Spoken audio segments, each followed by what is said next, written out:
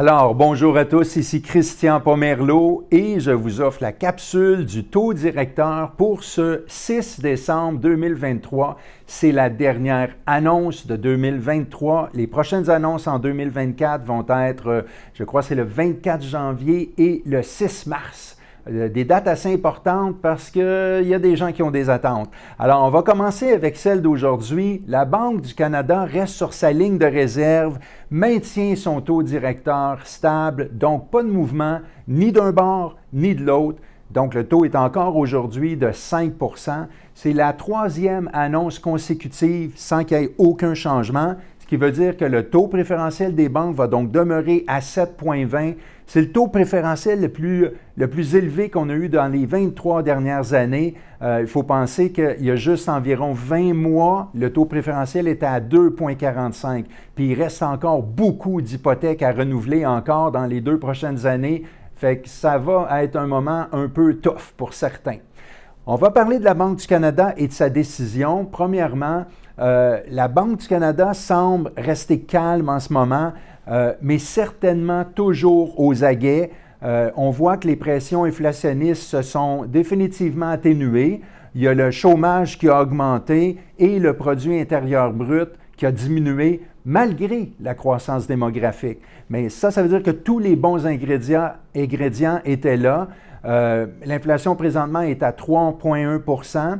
La Banque du Canada est plutôt influencée par les mesures de l'inflation fondamentale qui, eux autres, ne diminuent pas aussi rapidement. C'est pour ça qu'ils ont tout le temps une petite réserve, mais je pense qu'on est parti dans le bon sens.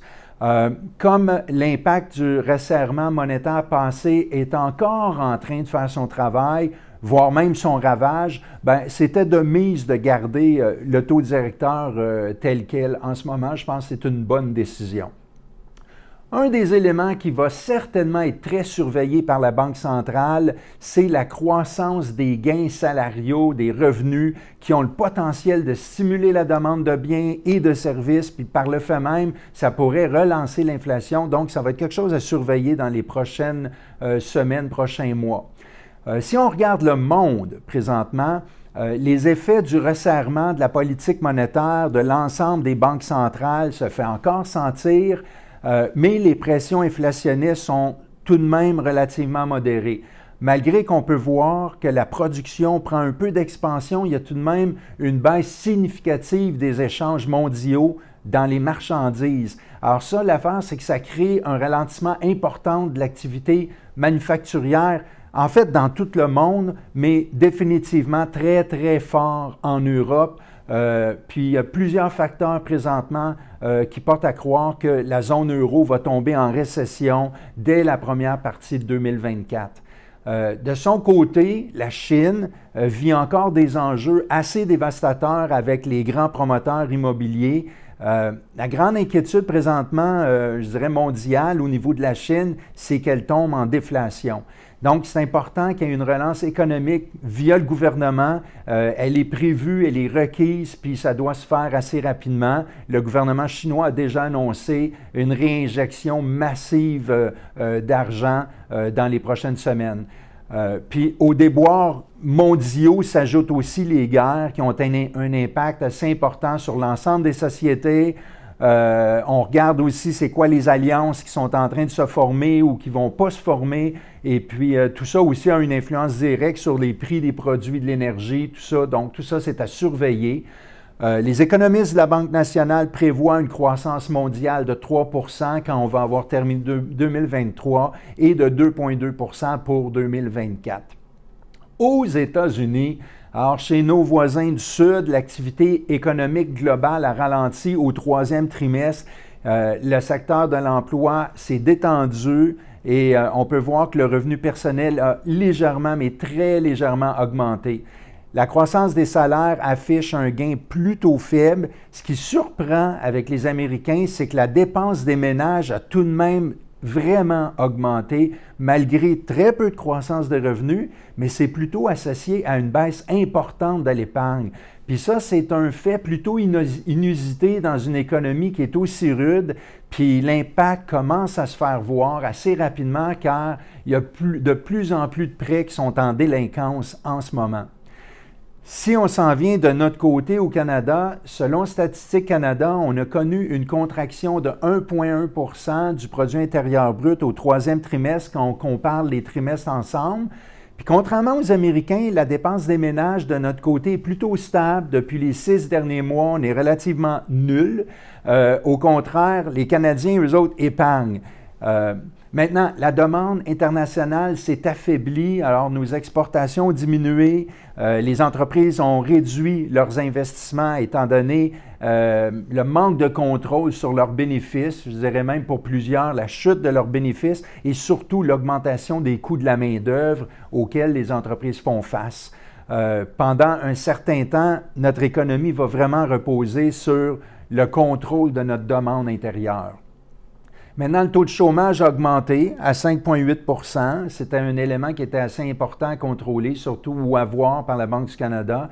Puis, pourtant, le Canada a eu une création d'emplois positive nette, mais cette création-là ne peut pas compenser pour notre importante croissance démographique. Là, maintenant, malgré qu'elle soit à un niveau relativement bas, la confiance des consommateurs revient, surtout en ce qui a trait aux attentes à long terme. Puis, selon les économistes de la Banque du Canada, il y a quelque chose qui est intéressant, c'est que l'effet de la hausse des taux n'a pas encore été pleinement ressenti, puis eux autres mesurent à seulement 42 % l'impact actuel. Donc, il y a encore du mouvement à être fait dans le marché, puis l'impact du resserrement quantitatif ou resserrement monétaire va toujours avoir des effets là, dans le futur. La Banque du Canada prévoit des baisses de taux dès le deuxième trimestre. En fait, les économistes de Desjardins aussi. Et puis, au Canada, le produit intérieur brut devrait être à peu près de 1 % en 2023, puis nul ou 0 % en 2024. Là, on va regarder un petit peu l'immobilier. Il y a certains éléments qui sont à voir, tout ça. Je veux amener une note intéressante sur ce qui se passe. Pour améliorer la situation de l'abordabilité au Canada, il va y avoir une revue des règles de location à court terme qui va se faire bientôt. Une étude de Desjardins a soulevé qu'il y a à peu près 235 000 annonces de location court terme sur les différentes plateformes. Ce qui est spécial, c'est que ça correspond à 1,4 % du parc immobilier complet. 1,4 %, c'est quand même assez solide.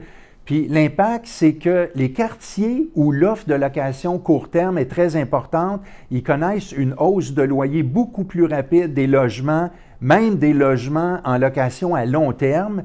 Les taux d'inoccupation, même pour le long terme, deviennent très faibles, puis les prix de vente sont élevés pour les propriétés.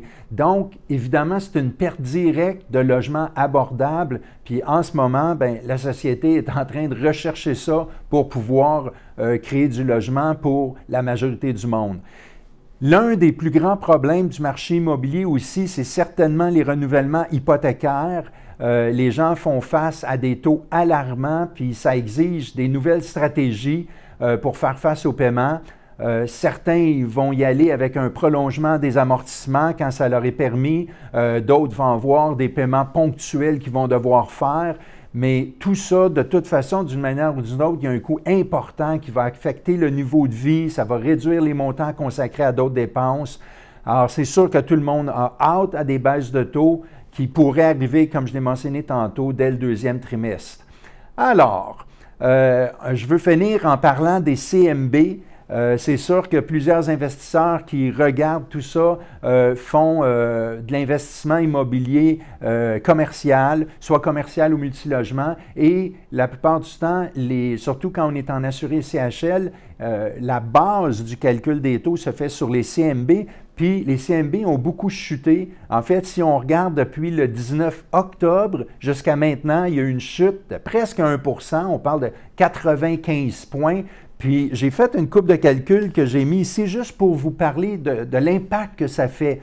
En fait, si on prenait un prêt de 1 million de dollars à un taux général, là, qui est un peu dans le marché, au 19 octobre, sur une hypothèque, mettons, de 35 ans, une hypothèque assurée, on aurait eu 1 million avec un paiement de 5 255. Ça, c'est à un taux de 5,38. Fait que dans ce temps-là, au 19 octobre, pour 1 million, c'était à peu près le taux qu'on pouvait obtenir et puis ça faisait un paiement de 5 255. Aujourd'hui, ce même prêt de 1 million-là serait environ à 4,40, 4,45. Je l'ai calculé ici pour être précis à 4,43, notre 95 points de chute. Et le paiement mensuel baisse à 4 665, c'est presque 600 $ de moins à tous les mois pour un investisseur. Ça compte beaucoup. Puis là, on parle juste d'un petit prêt de 1 million. Fait que multiplier ça quand on a des dossiers de 4, 5, 6, 8, 10 millions, l'impact est important. J'ai aussi fait un autre type de calcul. Je me suis dit, si on avait pu aller chercher un prêt de 1 million dans le cas, par exemple, d'un refinancement à 5,38, aussitôt que le taux chute à 4,43 dans mon exemple, là, le prêt qu'on peut aller chercher au lieu de 1 million, c'est 1 126 000. Donc, cette chute-là correspond à 126 000 $ de plus en financement pour ce type de prêt-là. Fait qu'on le voit, l'impact est sur, évidemment, les paiements, l'impact est sur le montant qu'on peut aller financer.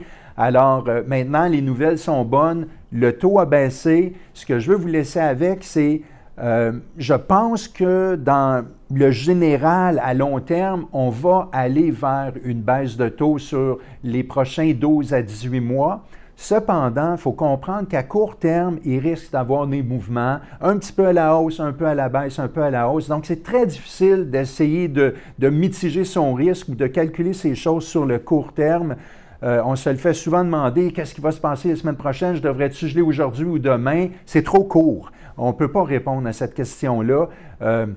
Donc, c'est important que vous soyez à l'affût. Vous pouvez même aller sur le site de PMML puis recevoir par SMS le taux des Canadian Mortgage Bonds ou les obligations hypothécaires du Canada à tous les jours. Ça va vous donner une idée de comment ça bouge, mais le court terme, attendez-vous à ce que ça bouge un peu. Puis il est très possible que c'est cette annonce-là d'aujourd'hui qui a eu une anticipation du marché dans les dernières 2-3 semaines. Fait que soyez pas surpris s'il y a un petit mouvement à la hausse pendant un bout de temps. C'est normal, ou le taux pourrait même baisser. Dans le court terme, comme je disais, c'est difficile à juger.